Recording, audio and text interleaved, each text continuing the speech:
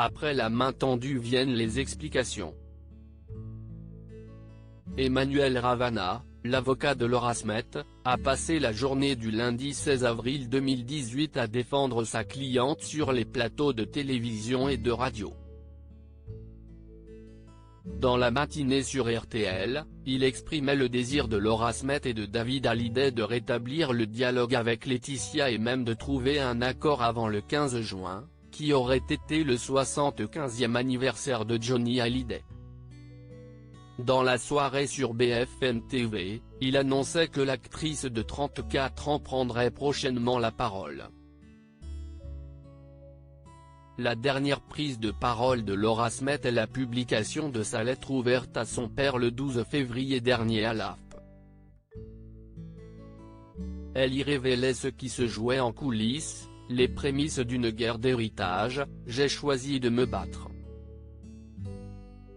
J'aurais préféré que tout cela reste en famille, malheureusement, dans notre famille c'est comme ça. Depuis, une décision a été rendue en référé, plutôt favorable à Laetitia Hallyday. Cette dernière venait d'accorder une longue interview au Point, décrivant les derniers mois de Johnny Hallyday, sa mort, ses rapports difficiles avec ses aînés comme la distance qui s'était immiscée entre Laetitia et eux au point que le dialogue soit coupé après l'inhumation à Saint-Barthélemy. Comment Laura sera associée au devenir de l'œuvre immense de son père. Lundi soir sur BFM TV, Emmanuel Ravana ne manquait pas encore de souffle pour Laura Smet.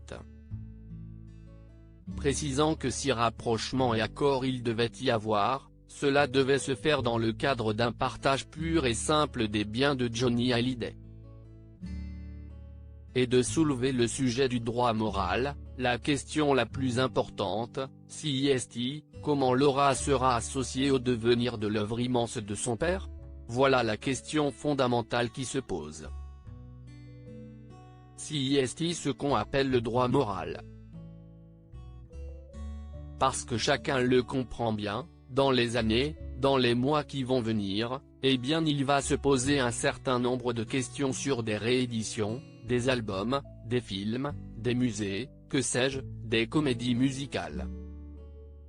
Et là, devront se prendre un certain nombre de décisions et, nous, ce que nous disons, que ces décisions devront être prises par l'ensemble des héritiers, y compris et j'insiste, par Jade et par Joy desquels auront atteint leur majorité pour qu'elles puissent participer à ces décisions capitales. Quand on est une artiste comme Laura, quand on laisse de tout son cœur, de toute son âme, ce reniement est une infinie souffrance. De cette souffrance, mais aussi de son père et de ses rapports avec sa belle-mère, qui a tant œuvré quand elle traversait des moments difficiles, Laura Smet en parlera bientôt, Laura s'exprimera, dans un temps qui n'est pas encore défini, et elle dira effectivement beaucoup de choses positives sur Laetitia, sur tout ce qu'elle a pu apporter à Johnny Hallyday. Effectivement, assure Ravana.